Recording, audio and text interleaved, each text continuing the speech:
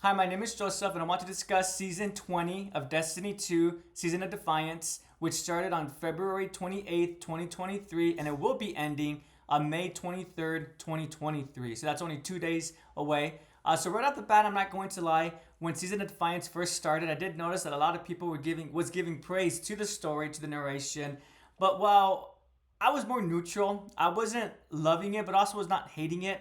The reason why I was neutral is because I'm not going to lie. So this is going to go into Lightfall a little bit. I do think that Amanda surviving the campaign cutscene when the witness utilizes his powers to literally deconstruct the whole fire team of guardians, and somehow Amanda is able to survive. We pick up that story in Season of Defiance, and it gets revealed that, well, yeah, indeed, she did survive, and we need to rescue Amanda. She does end up dying during the story, and with other people, I have to agree that the way that it was implemented, it just was awkward. In terms of the cutscene itself, our guardian, the player guardian, they're right outside the door where Amanda Holiday is located, where the bombs go off. Yet, despite that, at the end of the cutscene, the player guardians coming out from a different exit that everyone else took, coming from that same room, or at the very least, the same near the vicinity of where that control room was located with Amanda Holiday. And beyond that as well, just the fact of how she passed away. I think it was cool that she was helping the Vanguard. She was helping against with the resistance against the Witness and his well, specifically Callus and the Shadow Legion, his forces. But I just the way that it was implemented again, it just did not feel organic, and we're definitely this. So with that being said, an element that I did appreciate and enjoy was the aftermath of Amanda Holliday's death. So we can't really discuss this without unfortunately discussing real life events that occurred. And I'm talking about Lance Reddick's passing, unfortunately, around the same time in the story of Season of Defiance that Amanda Holliday's character passed away. Lance Reddick in real life actually passed away as well. So maybe there was an element of when being able to hear Lance Reddick's one. Well, I was going to say one of his final dialogue, but it is some of his final dialogue, and the way that he, as a player, because he did play Destiny as a player himself, it's just felt really bittersweet to be able to hear that voice again in relation to Destiny 2. Both as Zavala, a character, but also Lance Reddick as an actual individual, a human being who played Destiny 2 and was also an actor, a voice actor within Destiny 2. I think that had an element to elevating the scenes with Amanda Holliday's death, but I did my best to separate, to be as unbiased and neutral as I can be. I did play through Season of Defiance twice with my main character, my main guardian, my Warlock, and once again with my time. And last time I did it with my Hunter, last time being the last season, but I wanted to switch it up a little bit. Yeah, so I did experience the story twice, and even if Lance Riddick was still with us, I do believe that the elements of Amanda Holiday and Commander Zavala still would have been really strong. Amanda Holiday's character has been present within Destiny 2's story since D1, since Destiny 1. And in fact, if one looks up the narration story of Destiny 2, the trailer for Destiny 2, Commander Zavala's trailer, you actually see Amanda Holiday's character at the end of that trailer. She's standing right next to Commander Zavala.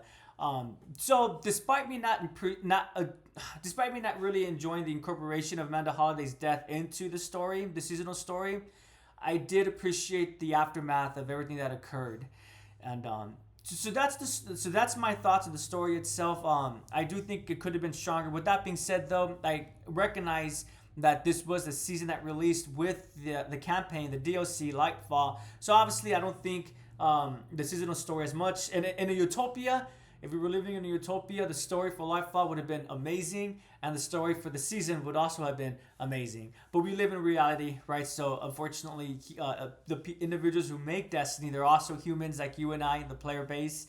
And so because of this, they can only do so much when working on two stories at the same time. So although I did have my complaints about the seasonal story for Season of Defiance, I do like what was presented. I liked the reintroduction of Devrim's character. That was really cool. As a player who started playing during Beyond Light. Well, actually, I have a weird history with Destiny and Destiny 2.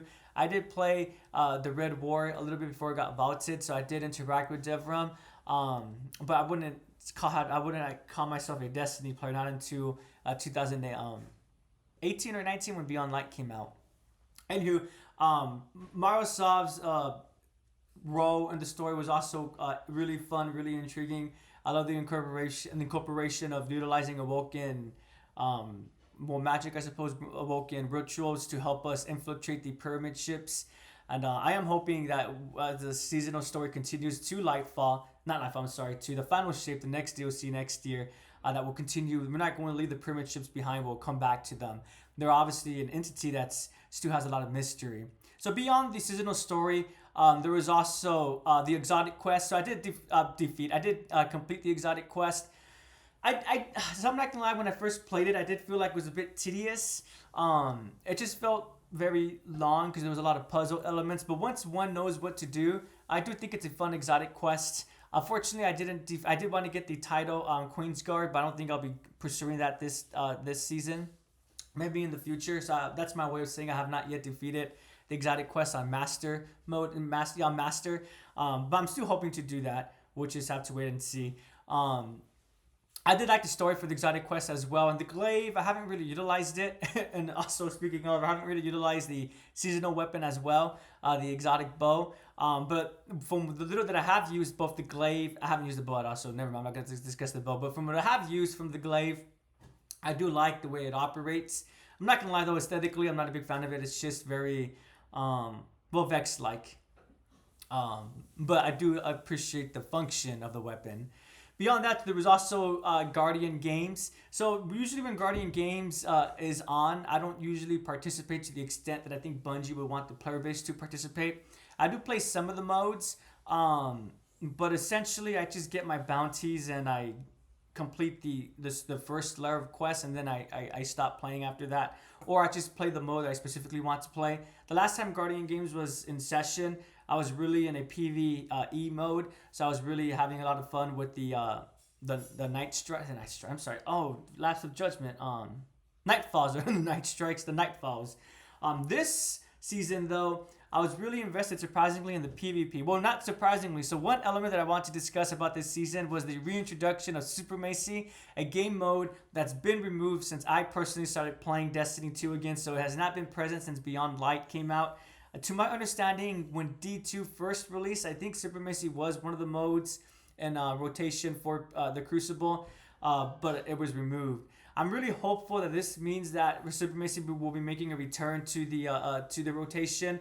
That's one of the modes that I really miss from Destiny 1. And when I was playing D1, it made me really hope that, well, maybe question, why isn't this mode present in D2? Like, I'm so tired of Control. I'll be honest. I want more Rift. I want more Supremacy. I don't really play Call of Duty, but when I did play Call of Duty, one of my favorite modes was Domination and Kill Confirmed. Obviously, we have Domination, which is Control, but we don't really have a Kill Confirmed. So I really did like and appreciate the return of Supremacy. I was having a lot of fun. With that being said, though, I'm not going to lie. I am starting to feel the burnout from Destiny 2. I have been playing on, so not off. I have been playing since Beyond Light came out. So again, I think since 2018 or 2019. Let me quickly look up when Beyond Light came out since I'm right here. Thank you for your patience, everyone. Oh, 2020. Okay, I'm glad I double checked the year, because that's a big time. Well, maybe not a big time gap, but 2 years, 2018 to 2020. So I've been playing on since 2020. And I am starting to feel a little bit of that Destiny burnout, but I still do enjoy it. I'm looking forward to Season of the Deep, which will begin this Tuesday. Really looking forward to the return of Titan. Again, Sloane's a character that I'm probably going to recognize because I did play D2. But so far, from the little elements of her reintroduction that we're getting so far, she seems like a really intriguing character. So I'm looking forward to her reintroduction. And yeah, so despite, if I were to rate Season of Defiance, what kind of rating would I give it? I would give it an average rating, a neutral rating. Would I recommend it? I would still recommend it, yes, but with an asterisk, a caveat. I'll tell the individual, if one is interested in Destiny 2, the deluxe edition that comes with the with Lightfall, the expansion, and of the whole season for the full year, I would just say keep in mind that this season came out at the same time as the major expansion, and thus, because of that, they had less. They being Bungie had less time to devote to the season. I would wait. I would recommend it because more than likely the storytelling is going to become even better. But if one is on the fence, then I would wait into Season of the Deep and see what activities are present and so forth.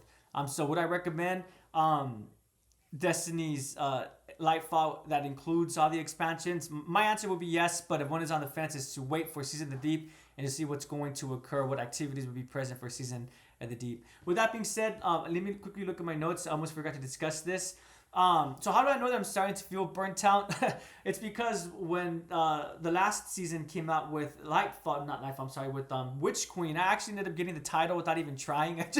I was just really enjoying the story and I was really enjoying the gameplay. And I really did like Psyops. Those were fun modes. I liked how the incorporation of the supposed invasion or the invasion of the Savathun's light bearers. What are they called?